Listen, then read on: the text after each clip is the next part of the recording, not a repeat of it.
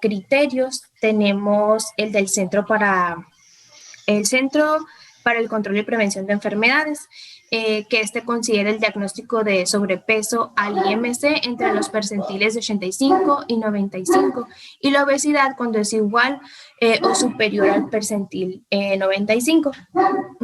Pues en cuanto a la OMS, pues ya hemos visto tanto en las clases de crecimiento y desarrollo como en la clase que presentaron las compañeras de desnutrición, que se utilizan las tablas de los patrones de crecimiento infantil proporcionadas por la OMS. Esas son muchas, están divididas tanto por edad como por sexo, que son peso para la talla, peso para la edad. En adolescentes se maneja el IMC para la edad y igualmente pues la altura para la edad. Todas esas tablas las podemos resumir en el código de colores, tanto la puntuación Z como las curvas de percentiles. Y aquí pues sería más fácil catalogar, ¿no? En el caso del color verde, pues estamos hablando de un IMC apropiado que se considera normal, que nos abarca el percentil 50. Ya nos vemos en un riesgo cuando el percentil sube entre 85 y 95, nos encontramos en un riesgo de sobrepeso y es recomendable que a partir del percentil 97, pues ya se empiece a manejar, ¿no? Con tratamiento. Igualmente, pues tenemos la tabla de código de colores de las puntuaciones Z, donde podemos ver aquí está categorizada la obesidad y sobrepeso en los percentiles superiores a 3 y a 2, y también el posible riesgo de sobrepeso, ¿no? Otra forma de poder diagnosticar el sobrepeso serían los pliegues cutáneos, que pues a través de la acumulación de grasa corporal en tríceps, en el escapular, pectoral, la cresta ilíaca, que son los más comunes, igualmente el periumbilical y el muslo. Para hacer esto, pues, está la suma de pliegues, que debe ser 100 milímetros, restarle 8 milímetros, multiplicarlo por 11 sobre el peso en kilogramos, ¿no? Y esto nos va a dar el grosor de la masa subcutánea. Aquí los valores normales de este índice van a ser de 0.5 a 1.25 milímetros sobre kilogramo en varones, mientras que en mujeres va a ir de 1.25 a 2 milímetros sobre kilogramo. Y pues en cuanto al IMC, les comenté pues que tenía pues limitaciones, ¿no? Y esto es porque el IMC por sí solo pues no es una herramienta para el diagnóstico de sobrepeso u obesidad, ya que no mide con exactitud la adiposidad, la grasa corporal, y puede haber pacientes que pues tengan un IMC en el intervalo de obesidad y sobrepeso, pero esto es debido a un incremento en masa ósea o muscular, ¿no? Si estos pues llegan a presentar otro tipo de complexión, ¿no? Estoy hablando de edades adolescentes, podría ser, por si el paciente pues tiene una complexión atlética. También pues no debemos olvidar las etapas críticas para el desarrollo de tejido adiposo. En niños y adolescentes, la primera se da durante la vida intrauterina con acumulación intensa de tejido adiposo hacia el final del embarazo y va a continuar durante el primer año de vida. La segunda etapa crítica es el periodo de rebote adiposo que se presenta en los primeros años de la etapa escolar. Y la tercera etapa crítica se presenta pues durante la adolescencia, sobre todo pues en niñas, ¿no?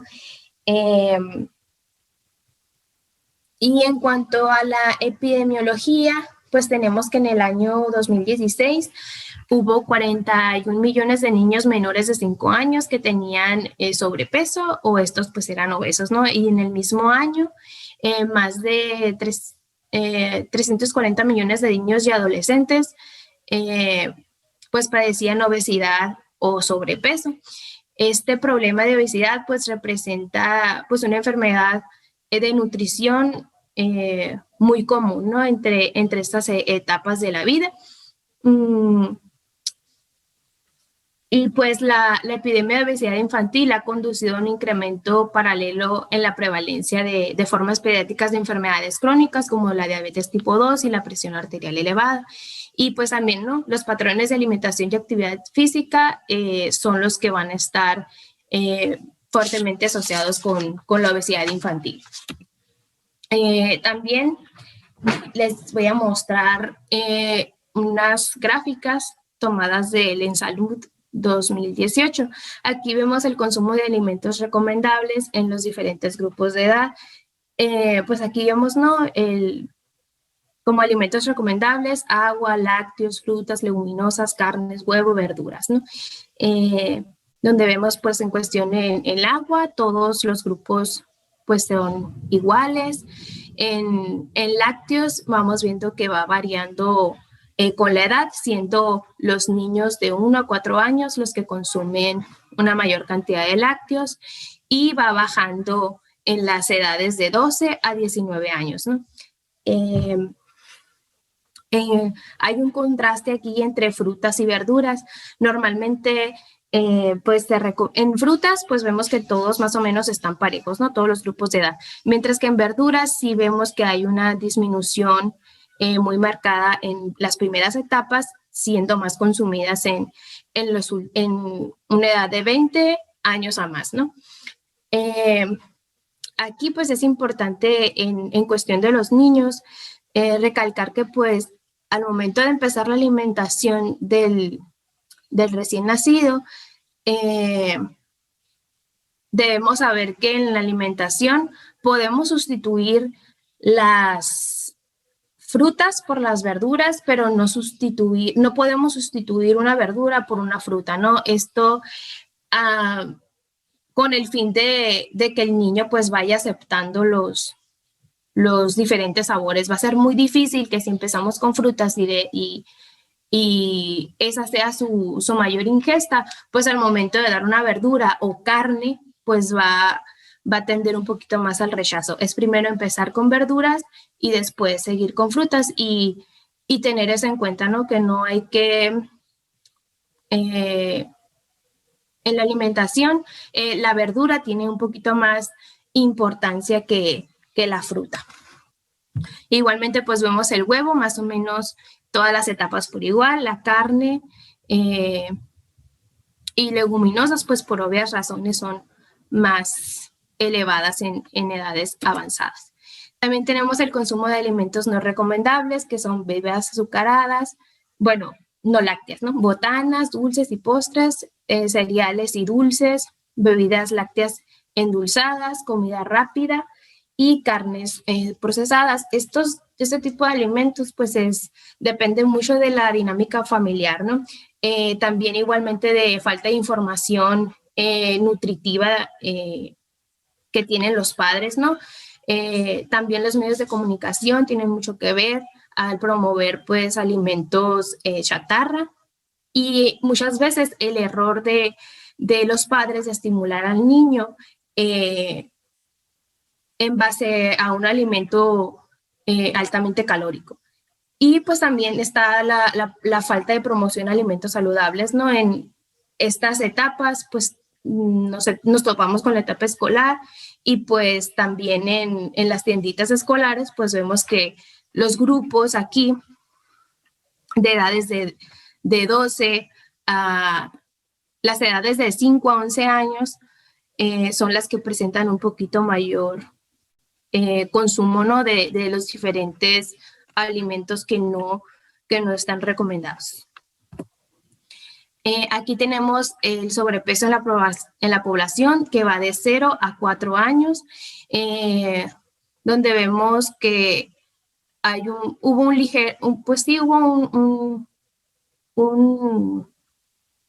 ¿cómo se dice? Disminución en la incidencia de obesidad y sobrepeso a comparación del año 2012, ¿no? Vemos que hay también en comparación, ¿no? La población urbana con la rural, donde pues vemos que la diferencia es muy mínima, de un 22.4 contra un 21.4 en sobrepeso, en riesgo de sobrepeso, y ya pues realmente en sobrepeso, un 8.4 contra un 7.8, ¿no? De urbano a rural. También mostramos el sobrepeso y obesidad de la población que va de 12 a 19 años. Estamos divididos entre mujeres y hombres. Vemos el rango de sobrepeso en mujeres y en hombres arriba. En las tres gráficas podemos observar pues que el sobrepeso y la obesidad pues es más común verla en mujeres, ¿no? Y esto debido a la etapa en la que nos encontramos, donde pues es la etapa donde hay un poquito mayor, hay un poquito más de desarrollo, y pues la mujer pues tiende al mayor acúmulo de grasa, ¿no? Ya sea por los glúteos, mamas, cadera, etcétera, ¿no? Igualmente se muestra el porcentaje de la población de 12 a 19 años con sobrepeso y obesidad por la localidad, ¿no? Urbana y rural. Igualmente vemos la diferencia, ¿no? Que tampoco es tan marcada. Un 24.7 con un 21% y un 15% contra un 13.6%. Dentro de las actividades sugeridas, pues para una posible disminución del sobrepeso y la obesidad, pues están las campañas de educación nutrimental, promover la actividad física, que vemos que la actividad física no se trata de un gimnasio, ¿no? Por ejemplo, es promover actividades como el fútbol, básquetbol, saltar la cuerda, etcétera, ¿no? Actividades que puedan hacer al aire libre con el único propósito de que haya un gasto calórico y se regule con la ingesta. Igualmente, identificar los factores de riesgo que más adelante se les van a mencionar un poquito más a detalle. Y dentro de los niveles de atención, pues debe haber presencia siempre de un médico general, pediatra y nutriólogo, ¿no? Que sean capaces pues de identificar esos factores de riesgo y poner un plan para prevenir esta enfermedad. Ya entrando al periodo prepatogénico, pues aquí van a estar incluidos pues el agente, el huésped y el ambiente. En el agente, pues la obesidad se presenta, ya lo dije, cuando la ingestión sobrepasa el gasto energético, pues por lo tanto los principales componentes del balance son la alimentación y la actividad física. También pues el incremento del consumo de energía por arriba del gasto puede ser, aunque sea modesto, pues conduce a la presencia de obesidad si persiste a través del tiempo. Por otro lado, pues la escasa actividad física se ha identificado como un factor que contribuye de una manera significativa al desarrollo y la persistencia del sobrepeso y la obesidad, ¿no? También las diferentes atracciones y disponibilidad de actividades sedentarias como es la televisión, los videojuegos, computadoras, pues todo esto influye en el incremento del tiempo que los niños pasan frente a este tipo de actividades, y también pues se relaciona con la disminución del tiempo dedicado a otro tipo de actividades que pueden exigir un mayor gasto de energía, ¿no? Hay que poner atención también en que estas actividades de sedentarismo pues también cambian los hábitos alimenticios y favorece que se consuman productos industrializados, pues que también se comercializan a través de la televisión. En cuanto al huésped, pues la participación hereditaria es muy importante. En el desarrollo de obesidad se ha señalado que si los dos padres son delgados, la posibilidad de que un niño sea obeso es muy poca, puede ser de un 9%. Sin embargo, cuando los padres presentan obesidad, la posibilidad de que el niño la padezca aumenta hasta un 80%, ¿no?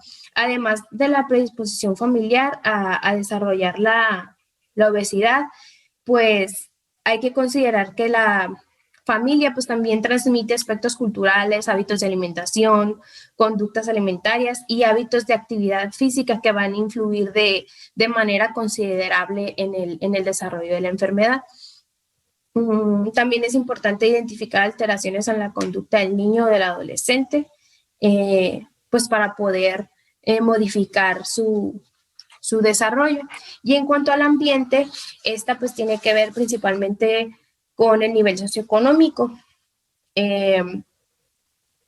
No está muy claro, pero sí tiene que ver, porque vemos que en Estados Unidos hay una prevalencia mayor entre estratos sociales bajos y en familias con escasos recursos económicos y educativos, ¿no? Y en México el sobrepeso y la obesidad son más comunes en familias con menor educación y menor recursos económicos. Esto pues tiene que ver tanto con pues el tipo de promoción de salud en países, se puede decir. Y también pues el factor económico es algo con lo que siempre ha habido controversia y pues aquí, por ejemplo, en personas con altos recursos muchas veces pues tienen la posibilidad de mantener, por ejemplo, en el niño una asistencia con un médico o con psicólogo, etcétera, pues para prevenir la obesidad, ¿no? Igualmente, conforme va avanzando en edad, pues tiene más recursos para cuidar su alimentación. Sin embargo, hay personas pues que no tienen el mismo nivel socioeconómico o la misma educación alimentaria y pues la tendencia a que la persona padezca obesidad pues va aumentando también. A ver, vamos a oír las opiniones de alguien más. A ver, Lilia, ¿qué opinas al respecto? Sobre la prevalencia de obesidad en los diferentes estatus. En el ambiente, ajá. Pues también concuerdo un poco con Claudia, es como que en Estados Unidos sí se nota más la prevalencia de personas obesas o incluso en otras culturas. Creo que, por ejemplo, en India, no me acuerdo en cuál era, pero antes tomaban como que tener sobrepeso o estar gordito era igual a tener dinero o tener los recursos para comer. Así que no sé, me imagino que es algo así por el estilo. Mientras más recursos tienes, más tienes para gastar y por lo tanto consumes más cosas.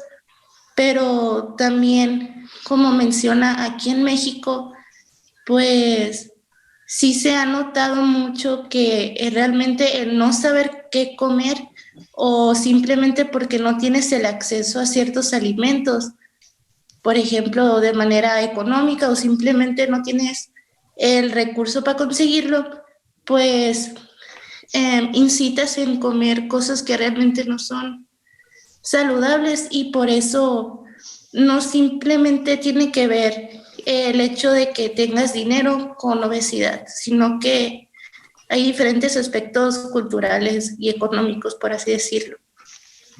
Muy bien. Hugo Blanco, a ver, ahora que ya estás conectado ahí con sonido, ¿qué opinas? Pues concuerdo con ella, pero ¿en cuál aspecto? Por ejemplo, dice ahí que Estados Unidos la prevalencia es mayor entre la gente pobre y en México la prevalencia es mayor entre la gente con mejores recursos. Pues tiene que ver también con la educación pues nutricional que se da, ¿no? Por ejemplo, en México estamos muy, pues la educación ha sido pues no buena respecto a la nutrición. En aspecto, por ejemplo, de que una persona piense que comer bien es comer en suficiente cantidad y no pues variar, ¿no? O sea, no, por ejemplo, tener el plato del buen comer. No sé si me voy a entender la idea. Porque Claudia decía, pues aquí como que no le entiendo bien, decía. O no se explicaba bien, Sí, bien. no sabía cómo darme a entender. Es que se mencionaba que sí tenía que ver el ambiente, o sea, el nivel socioeconómico, pero que mm, no era muy claro, pues, Ok, una que tenía que pregunta. ver con obesidad. Ujú. Ajá, una pregunta, ahorita, en el 2021, aquí en Hermosillo, ustedes salen a la calle y más o menos, hacen una especie como de indagación así visual, ¿no? Van a un supermercado, van a un cine, vamos a poner, bueno, ahorita no se puede, ¿no? Pero cuando se podía. ¿Qué van a ver? Van a ver gente y niños dependiendo del lugar donde vayan, ¿no? Por ejemplo, si van a una especie de centro donde se tenga que pagar para entrar, ¿no? Y obviamente va la gente de mayor recurso, van a ver sobrepeso y obesidad, más que si van a un lugar con donde va la gente con menos recursos. No sé si me explique la pregunta. Por, porque esto que dice Claudia aquí, pues sí era cierto anteriormente, ¿no? En Estados Unidos sigue siendo cierto esto, ¿sí? La gente más pobre es la gente que tiene más problema de obesidad. Alguien ha ido, por ejemplo, me imagino que han visitado Tucson, por ejemplo. Yo creo que, por ejemplo, aquí en Tucson, ahí al sur de Tucson, hay una vive mucha gente de origen hispánica y especialmente de origen de étnica, Tojodo, Odam o Pápagos o Pimas, ¿no? Y si se va uno más al sur, ahí a los lugares San Javier del Bac, van a ver una serie va a ver las personas cómo están, ¿no? No sé si alguien ha ido, realmente con obesidad mórbida, casi la mayoría, ¿sí? Y es gente, pues desde luego que tiene limitados recursos económicos y mucho menos limitada educación, ¿sí? Y eso se puede replicar en muchas partes de Estados Unidos, ¿no?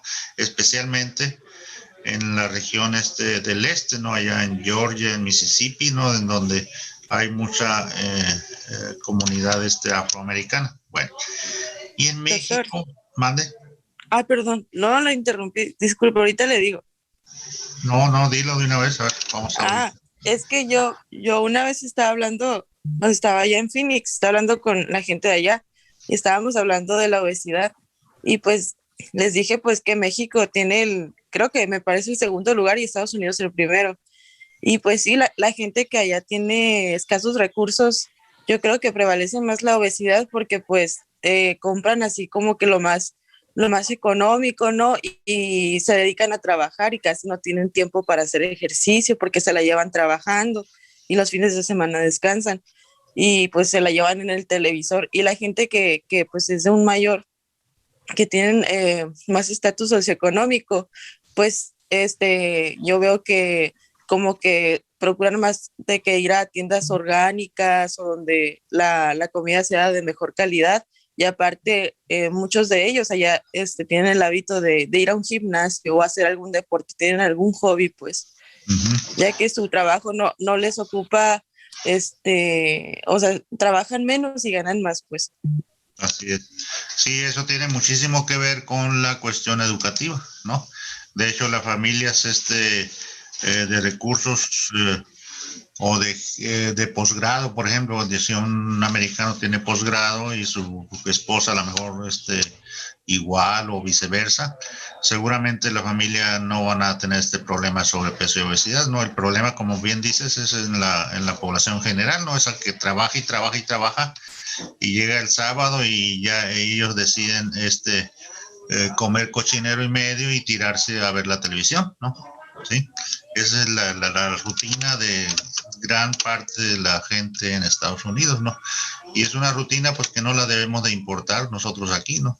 Y esto se veía anteriormente en relación a que la gente que tiene aquí en México era al contrario, la gente que tenía mayor recurso económico era la que tenía más problema de obesidad, ¿no?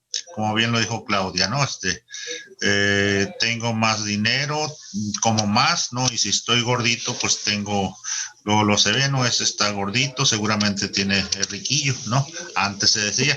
El problema ahorita es que no. El problema aquí en México es que tiende a parecerse a Estados Unidos. La gente con más educación es la que menos problema tiene obesidad, ¿no? Y eso lo podemos ver en la calle, ¿sí? Como los niños de primaria, etcétera, etcétera, son presa, pues, muy fácil de toda la mercadotecnia, ¿no?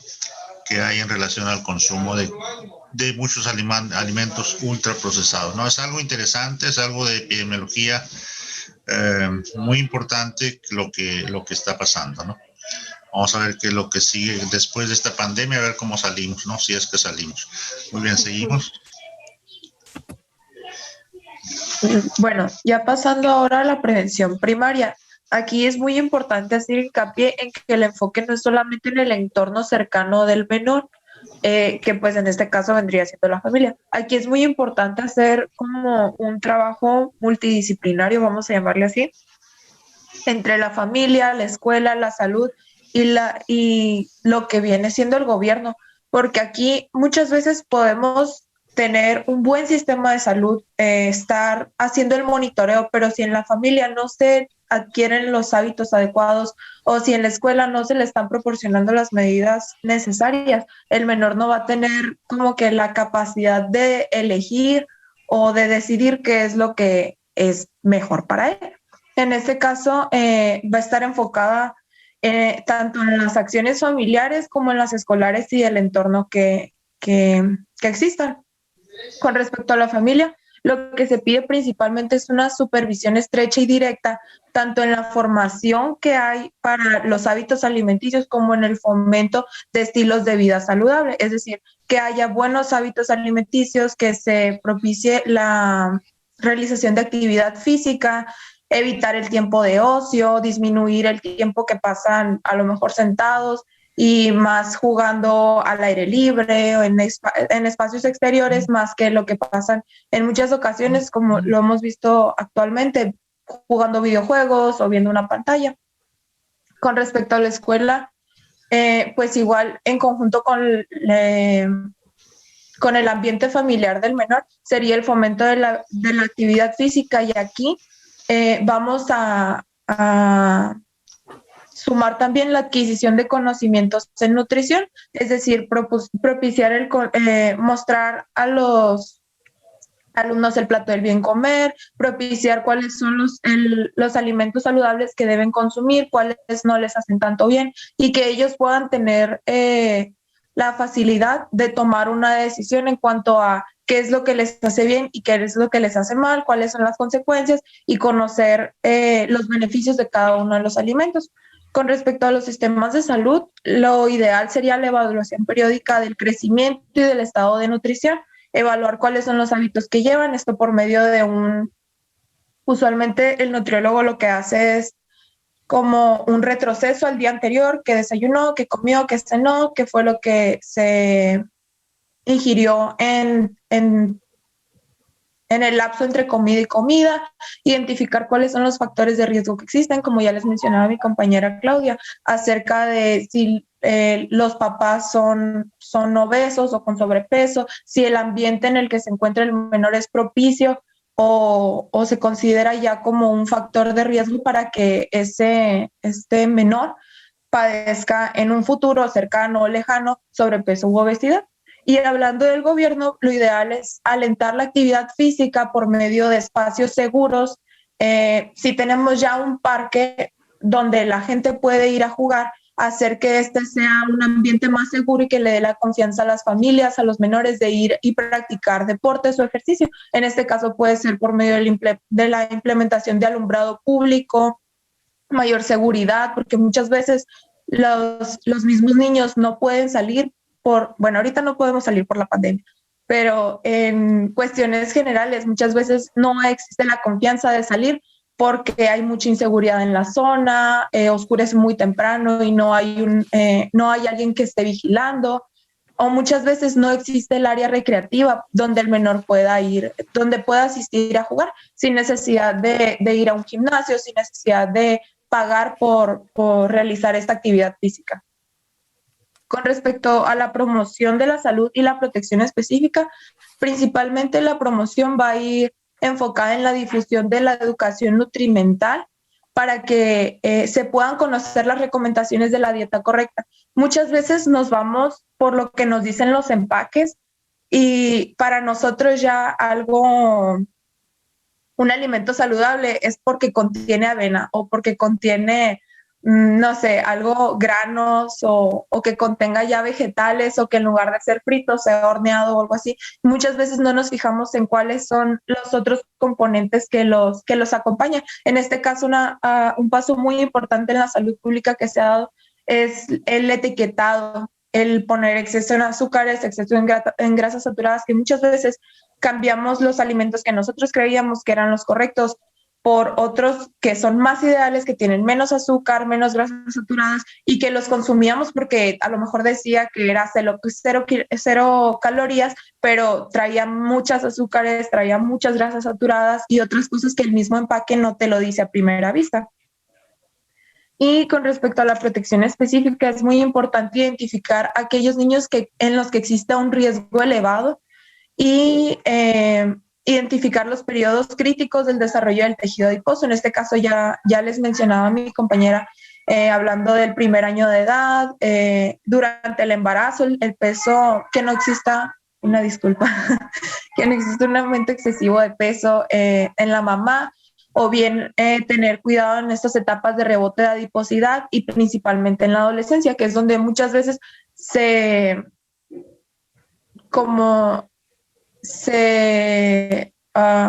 alborota, vamos a llamarle así, un poquito más los hábitos y el consumo de alimentos que tenemos, porque se amplía el entorno, tenemos más facilidad de comprar otras cosas, comida chatarra, y que resulta más atractivo que buscar sándwiches, frutas, verduras, cosas realmente que le aporten a nuestro organismo. Y en este caso, si se identifican algunos factores de riesgo para el padecimiento de sobrepeso u obesidad, se deben modificar los hábitos y las costumbres alimentarias, así como fomentar la actividad física. Y si le das a la siguiente, por favor, tenemos una pequeña balanza, la cual nos es muy importante monitorear entre la ingesta de los alimentos que se consumen y el gasto que existe entre estos. Lo ideal es tener un balance, y una vez que se pierde este balance es cuando vamos a entrar en la parte de la enfermedad o el riesgo de padecer la enfermedad, ya sea que estemos consumiendo más de lo que gastamos o que gastamos más de lo que consumimos.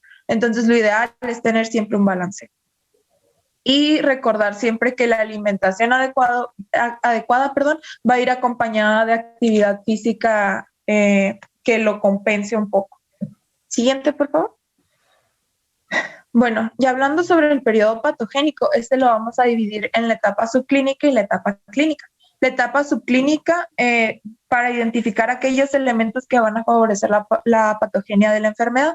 En este caso tenemos 4 elementos en los que se va a enfocar, que es la alimentación excesiva, la alteración en mecanismos neuroendocrinos y hormonales y la presencia de factores desencadenantes.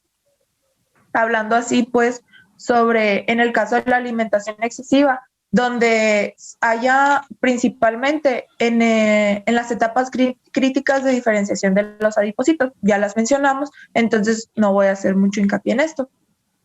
Sin embargo, también es importante identificar aquellos factores desencadenantes, ya sea factores de riesgo como tal, como el ambiente en el que se encuentra, los padres, la herencia, la genética, como aquellos comportamientos sedentarios que puedan propiciar el padecimiento de la enfermedad. En este caso, pasar mucho tiempo frente al televisor, el consumo excesivo de bebidas azucaradas, la disminución en la actividad diaria, entre muchos otros factores.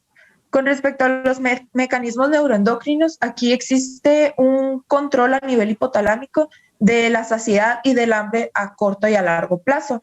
En este caso se mencionaba que una alteración en cualquiera de estos mecanismos va a evitar que el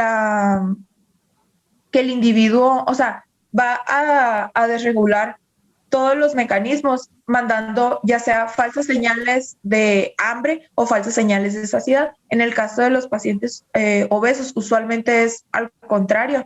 Entonces, los mecanismos no funcionan bien y esto es lo que nos puede desencadenar el padecimiento del sobrepeso y de la obesidad. Y hablando sobre los mecanismos de regulación hormonal, existe en el tejido adiposo una función muy importante que es la hormonal, con la cual se van a enviar diferentes señales por medio de hormonas como la leptina, como la adiponectina, que nos van a favorecer el correcto consumo y gasto calórico. En este caso se mencionaba una alteración en la leptina. Creo que en pacientes obesos usualmente existe una disminución en la leptina. Sí. Parece que es la hormona de la saciedad, ¿no? Ajá. Ajá. Entonces existe como una disminución. Sin embargo, había cierta controversia que me causó un poco de conflicto porque se mencionaba también que en diferentes estudios se habían encontrado en pacientes obesos altas cantidades de leptina, lo cual indicaba como una resistencia. Resistencia igual que la insulina, ¿no? Ajá. Entonces, esto era lo que muchas veces causaba el descontrol y propiciaba que estos mecanismos no funcionaran como debían. Entonces, las señales no se mandaban y el paciente seguía consumiendo como si no hubiera comido, funcionando de una forma muy similar o un poco similar a la ansiedad, al menos a mí me pareció. Y por medio de la identificación de estos 4 elementos es que se va a permitir un desarrollo correcto de aquellos lineamientos que van a favorecer en el paciente la prevención y en nosotros como médicos el diagnóstico, un pronóstico y un tratamiento específico para el paciente que le permita con respecto a las condiciones que tiene, los factores que presenta, cómo nosotros le podemos ayudar, porque no es lo mismo ayudar a un paciente que tiene a lo mejor, no sé, un problema que en lugar de que el problema sea el tiempo, sea la alimentación lo que le esté causando o que sean los mismos hábitos y nosotros en lugar de tener que realizar otros estudios más complicados, más complejos en el paciente, sea cuestión de incitar en el fomento de estos hábitos alimenticios. Entonces nos van a permitir realizar un mejor plan y una estrategia a seguir con el paciente. La siguiente, por favor.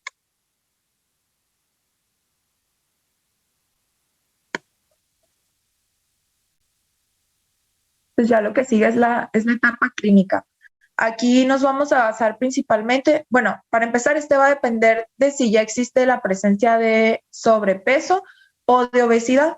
Y en base a esto vamos a observar ciertos signos y ciertos síntomas que nos van a indicar qué es lo que puede estar afectando en el paciente. Esto basado en los datos clínicos que se encuentren, las conductas que se presenten y de si existe o no ciertos problemas secundarios de obesidad endógena. Ahora sí, la siguiente. Pues inicialmente vamos a tener que identificar aquellos datos clínicos, los cuales en algunas ocasiones nos pueden sugerir la presencia, nos van a sugerir la presencia ya de comorbilidades. En este caso se mencionaba en la bibliografía síntomas como cefalea, acantosis nigricans, lo cual ya nos va a reflejar una resistencia a la insulina, disnea, una fatiga fácil, ya sea dolor abdominal, dolor en las articulaciones o en aquellos ya pacientes de mayor edad en la etapa de adolescencia, de pubertad, ya van a presentar alteraciones menstruales, los cuales son signos en algunos casos iniciales para poder emplear una estrategia específica y técnicamente cortar de raíz el problema. Pues a lo mejor si ya presenta disnea o fatiga muy fácil, es necesario ya implementar planes de acción más contundentes en el paciente que simplemente decirle, cuida tu alimentación. Siguiente, por favor. Con respecto a las conductas, en este caso es identificar aquellos factores que favorecen su desarrollo o bien propician su mantenimiento. Les mencionaba ya el consumo de bebidas azucaradas, ricas en carbohidratos y pobres en otros que no aportan gran cantidad nutricional, así como el pasar mucho tiempo frente a la televisión, frente al celular, viendo videos, viendo series, el tiempo de ocio que van a emplear los menores. Esto va a disminuir en gran medida el gasto y en algunos casos se va a acompañar de un aumento energético porque pues el mismo tiempo de ocio, el estar sentado, te crea como la necesidad de decir, ya tengo mucho tiempo aquí sentado, vamos a comer algo, o de forma inconsciente estar comiendo mientras no estás haciendo nada. Esto aunado al bajo grado de actividad física, pues van a propiciar en los menores un ambiente de, el padecimiento de sobrepeso o de obesidad. La siguiente, por favor. Ya en aquellos casos donde el paciente presente obesidad endógena, es necesario conocer las causas o si estas son secundarias a trastornos genéticos y usualmente se van a acompañar de talla baja o retraso.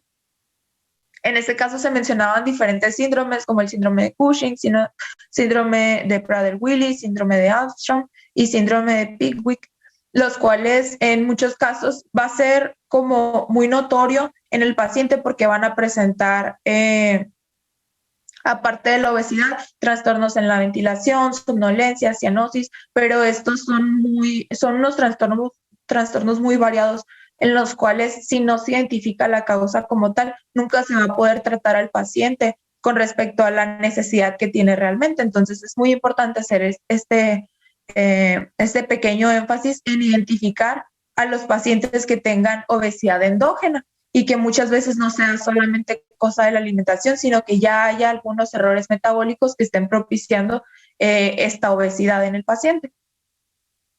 La siguiente, por favor. Muy bien, ahora vamos a continuar con la prevención secundaria. Esta prevención secundaria se va a referir al diagnóstico a un diagnóstico temprano y a un tratamiento oportuno de la obesidad, ¿no?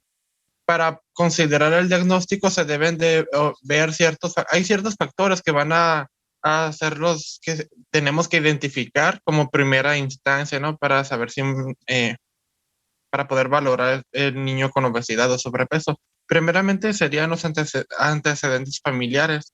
Si algún familiar ha presentado alguna obesidad, si presenta diabetes o alguna enfermedad cardiovascular. También se deben de ver antecedentes de peso bajo o alto peso al nacer. Se debe de identificar los cambios que existan en el IMC, es decir, si existe un aumento anual de 3 a 4 unidades de este. Se debe de hacer una valoración, o sea, de la presión arterial. Puede que tenga una presión mayor al percentil 90, o también se deben de tomar en cuenta los valores de colesterol sérico, si existe la presencia de mayor a 200 miligramos por decilitro. Y también tenemos que tomar en cuenta el estilo de vida del paciente, si es un estilo poco saludable, por ejemplo, una alimentación inadecuada, o si tiene una poca actividad física. Se debe de preguntar acerca de eso a los familiares. Siguiente. Para una valoración más profunda, se debe de buscar, o sea, una vez teniendo en cuenta algunos de los factores anteriores, se debe de hacer una valoración más profunda al niño. Por ejemplo, iniciamos una valoración médica en la cual se va a buscar la valoración médica. Va a incluir, por ejemplo, el historial clínico. Se incluye la exploración física que se realizó anteriormente, la historia familiar y los estudios de laboratorio. Que en estos estudios de laboratorio pues se puede buscar por ejemplo, el perfil lipídico, estudios de glucosa, insulina y también las pruebas de función hepática que se van a incluir durante esta valoración, ¿no? Se debe de realizar también una valoración psicológica, ya que muchas veces la influencia de los padres o del ambiente alrededor del niño puede afectar a que éste se prejuicie que consuma, digamos, que consuma más alimento, o que los mismos padres le induzcan a él más el consumo, un mayor consumo, ¿no? Se debe de ir valorando. Y también tenemos la valoración nutricia, que esta valoración va a incluir la antropometría completa ya y también los hábitos alimenticios del niño. Y por último, la valoración de la actividad física. Pues la actividad que realiza al día, o si no realiza ninguna actividad, y el tiempo que pasa en casa sin hacer algo. Y pues bueno, una vez realizada estas valoraciones, se debe de realizar un tratamiento adecuado. Siguiente, por favor. Para iniciar el tratamiento tenemos que, bueno, en muchas ocasiones los niños que presentan obesidad desde la niñez y la continúan durante la adolescencia, el 70% de estos también es posible que la continúen durante la adultez, o sea, que un niño que ha presentado obesidad y sobrepeso desde la niñez hasta la adolescencia, posiblemente también desde la adultez la presenten. Así que se debe de iniciar el tratamiento. Existen ciertos pasos que hay que seguir para el tratamiento. Primeramente, se debe de iniciar el tratamiento en la fase más temprana posible, desde que se detectan los primeros signos de una obesidad o sobrepeso, ¿no?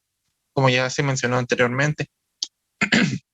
Y una vez detectado esto, se debe de hacer unas modificaciones en los hábitos alimenticios. Esto es dependiendo, es correspondiente a ¿cómo se llama? El plato del buen comer, según la dieta que mencionaré después. Se debe de educar no solamente al niño, o sea, no solamente enfocarnos a niños, sino a toda la familia. A la familia se le debe de proporcionar una educación adecuada acerca de las complicaciones que puede tener su niño al continuar con esta obesidad o sobrepeso, ¿no? Y con base a esta educación, pues se puede llegar a una mejoría. Se debe de hacer una promoción de cambios permanentes a largo plazo que van a y debemos de alentar a una vigilancia constante por parte de la familia y dar una alimentación adecuada, que se proporcione una alimentación adecuada, ¿no? Y en base a estos debemos de los cambios a realizar en los niños deben de ser pequeños y graduales. No debemos de proporcionar hacer un cambio drástico en la vida de este niño, ya que o sea, no podría, o sea, posiblemente no podría seguir con o sea, el niño no se sentiría a gusto y no seguiría con la dieta adecuada, digamos, si le hacemos cambios grandes, ¿no? En un instante. Se debe de hacer poco a poco, siempre. Siguiente. Ahora, iniciando con la dieta, el objetivo de esta dieta pues, es tener una forma saludable de alimentarse siguiendo las recomendaciones del plato del buen comer. Y para esto es importante que el tratamiento sea individualizado para cada uno de los niños, no será el mismo, ¿no? Y bueno, eso se deberá de realizar una valoración anteriormente. Tenemos, según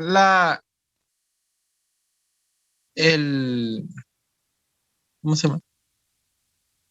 El Instituto Nacional de Ciencias Médicas y Nutrición de El Salvador indica las proporciones adecuadas que se debe de adquirir en los niños, que por ejemplo proteínas debe de ser del 15 al 20% de proteínas en la alimentación, ¿no? De grasas debe de ser del 25 al 30%, de hidratos de carbono deben ser del 60%, Y de estos hidratos del carbono, el 90% debe de proceder al menos de hidratos de carbono complejos y la mínima parte debe ser de hidratos de carbono simples.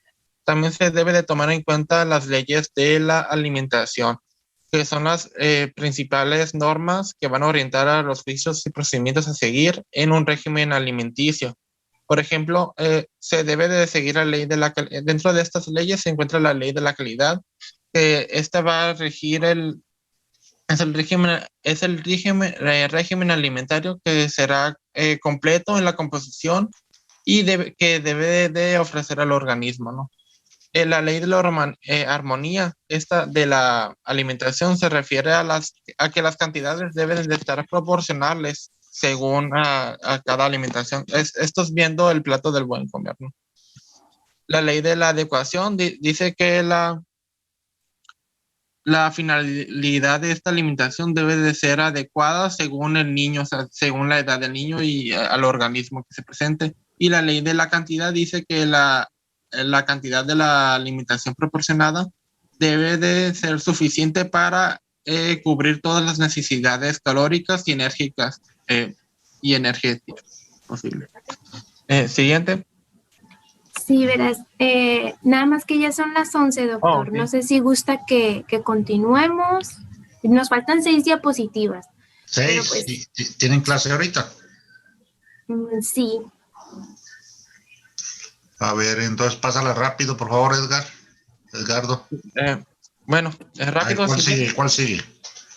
Siguiente.